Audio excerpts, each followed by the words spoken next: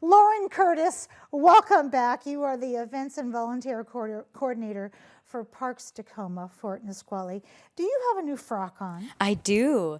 One of our volunteers made this dress for the Sewing Guild. Dress, so it's a new dress. Quite fantastic, and it's Thank quite you. Ma from Little House on the Prairie. Yes. Who you always remind me of because you are just as beautiful as the actress who played her. Welcome back. Okay, so for people who are like, Fort Nisqually? I call it the Williamsburg of the West Coast.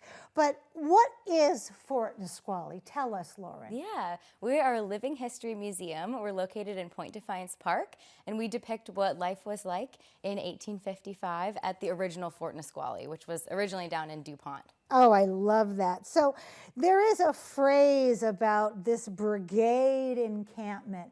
And when I think about Brigade, I think about a lot of images that come to mind. What are we going to see? Put that GoPro that Katie had on in our previous segment and tell us, what is a Brigade Encampment? Oh my goodness. Well, it's our most immersive event that we have. It's our biggest event of the year. It's 2 days, and we have over 150 volunteers that come out and camp. Here they are. Outside of Fort Nisqually. So in the meadow, there's multiple camps set up, all period appropriate camps. So canvas tents, canvas, sleeping arrangements, all period appropriate things.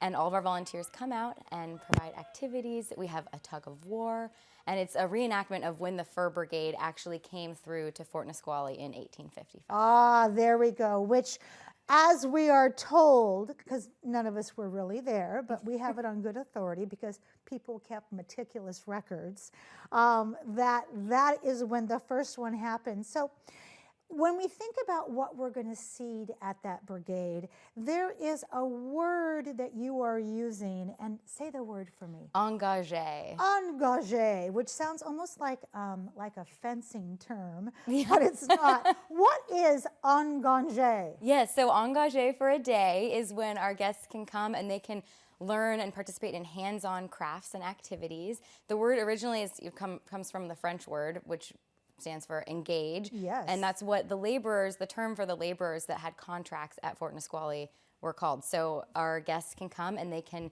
see what it would have kind of been like to have worked at Fort Nisqually. They can go around and try different crafts and activities. They can learn to fly fish, 1855 style. They can learn how to do tying knots. And then once they've completed different activities, they can get a contract with the Hudson Bay Company. Wow, that's impressive. Yeah. Okay, I'm going to have to be there and get a contract for broadcasting. Yes. It's going to look very different back then with a candle and a stick, but that's okay. So one of the things that we know happened back in this fort is the preparation of food. Yes. Let's talk about food and in terms of the engagé menu. What are we going to see? Yeah, we have volunteers that are in our period appropriate kitchen. They'll be cooking all day on our wood-fired stove and over our, we have a bake oven and then a fire pit outside. So they'll be cooking a ham and this year a goose. And then they usually cook up some pastries, some either cookies or scones or something. And those the public can try samples of. I love that. Yeah. So keeping in theme with our ecological garden design that we've been teasing over here with Anna, people grew crops back in the day. There were vegetables. Yes. There were chives. There were berries. There were things that Anna probably is going, yeah, that's right. Are we going to see some of those in the cooking as well? Oh, yes. Yeah, we have a big garden. It's thriving right now. We have a new agricultural interpreter who's taking care of our garden, and so it looks amazing right now. And so they'll often use different herbs and spices from the garden. We have potatoes, corn. I love that. Yeah. Tomatoes, all that good stuff. Yes. So when I was talking to you in the green room about how much I love Fort Nisqually, and we were talking about your dress, and I said, is this new?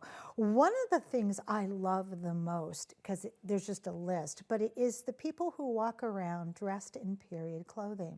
Yeah. So when I first moved here, many, many years ago, American Girl dolls had just come out. And I'm wondering if there is an increase in people who want to dress in period clothing.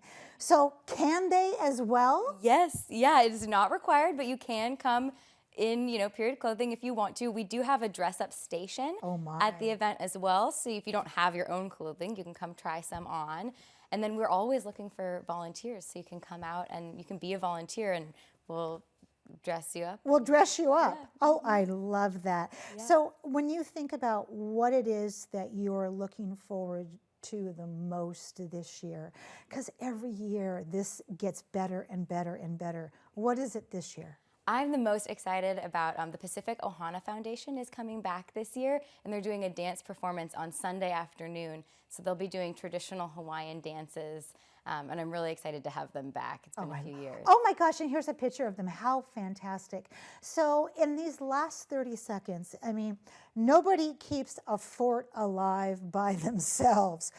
There must be just so many hands that we need to thank. What comes to mind?